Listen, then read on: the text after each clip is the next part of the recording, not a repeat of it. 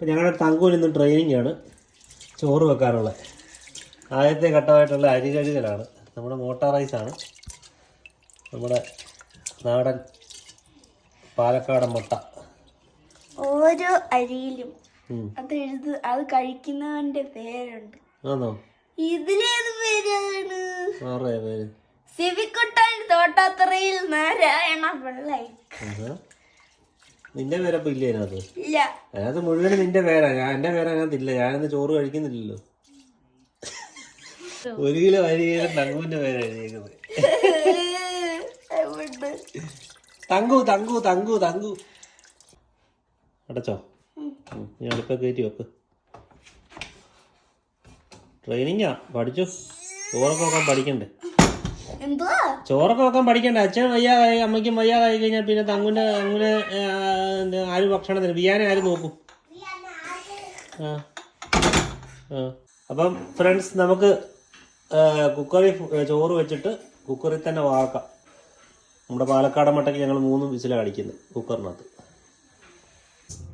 നമ്മുടെ ഇത് ചൂടായതുകൊണ്ട് ഞാൻ തങ്കുവിനെ കൊടുക്കുന്നില്ല, കാരണം വെള്ളമെല്ലാം കൊച്ചിന് ദേഹത്ത് വീണെങ്കിൽ പണിയാകത്തില്ലേ. അപ്പം നമ്മളിത് വാർക്കാനേ ഈ വാഷർ എടുത്ത് മാറ്റുക, മനസ്സിലായോ? വാഷർ എടുത്ത് മാറ്റുക, തിരിച്ചടയ്ക്കുക. ഇതുപോലെ ഒരു തടി കഷ്ണം ഇതിനെ ഇടയിലോട്ട് കയറ്റി വെക്കുക, പിടിക്കാലോട്ട്. തടി കഷ്ണം എന്തെങ്കിലും ഒരു ചെറിയ കഷ്ണം കയറ്റി വെച്ചാൽ മതി. അപ്പം ഇത് ഇങ്ങനെ ടൈറ്റായിട്ടിരിക്കും. എന്നിട്ട് ഇതെടുത്തിട്ട് തന്നെ ഇങ്ങനെ അങ്ങ് പിടിച്ചു കഴിഞ്ഞാൽ വാർക്കുന്ന വെള്ളം പോവും. ചോറ് അതിനകത്ത് കിടക്കും, ചോറും പോകത്തില്ല. വെള്ളം അങ്ങ് പോയി കഴിഞ്ഞാൽ, എന്നിട്ട് വെള്ളം പകുതി പോയി കഴിയുമ്പോഴേ ഇതുപോലെ ഒരു ചരുവം എടുത്ത് വെച്ചിട്ട് ഈ ചരുവത്തേലോട്ട് തന്നെ ഇങ്ങനെ അങ്ങ് വെച്ചാൽ മതി. കമത്തി അങ്ങ് വെച്ചാൽ മതി. അവിടെ ഇരുന്ന് വാർത്ത് വെള്ളമെല്ലാം ബാക്കി വെള്ളം കൂടെ അങ്ങ് പോയി സെറ്റാവും. ഇങ്ങനെയാണ് ഞങ്ങൾ ചോറ് വെക്കുന്നത് കേട്ടോ. നിങ്ങളിങ്ങനെയാണോ വെക്കുന്നത്? ഇത് നാട്ടിൽ ആരും അങ്ങനെ വെക്കത്തില്ലായിരിക്കും. നമ്മൾ പ്രവാസികളെല്ലാം ഇങ്ങനെയൊക്കെയാ, കുക്കറിനകത്ത് തന്നെയാണ് ചോറ് വെക്കുന്നത്. പാർക്കുന്നത് ഇങ്ങനെയൊക്കെ തന്നെ, എളുപ്പമല്ലേ? വാഷെടുത്ത് മാറ്റി കഴിഞ്ഞാൽ വെള്ളവും പൊക്കോളും, ചോറായത് കിടക്കുകയും ചെയ്യും. അപ്പോൾ ഫ്രണ്ട്സ്, നമുക്കിതൊന്ന് നോക്കാം. നമുക്ക് സംശയം കാണുമല്ലോ, വെള്ളം മുഴുവനും പോയോ ഇല്ലയോ എന്നൊക്കെ ഉള്ളത്. അപ്പോൾ നമുക്ക് എടുത്തു ചോറ് എടുക്കുക. അതിന് ശേഷം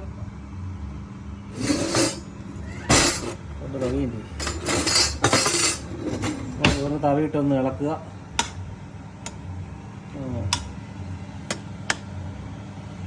നമ്മുടെ ചോറ് റെഡിയായി കണ്ടോ, നല്ല പുഷ്പം പോലെ റെഡി ആയിട്ടുണ്ട്.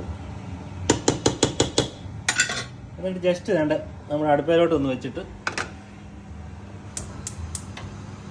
ഒന്ന് തുറന്ന് വെച്ചിട്ട് ഒന്ന് ചൂടാക്കണം. അപ്പം ആവിയല്ല മേളിലേക്ക് അങ്ങ് പോകുമ്പോഴേ അത് മൊത്തം അങ്ങ് റെഡിയാവും.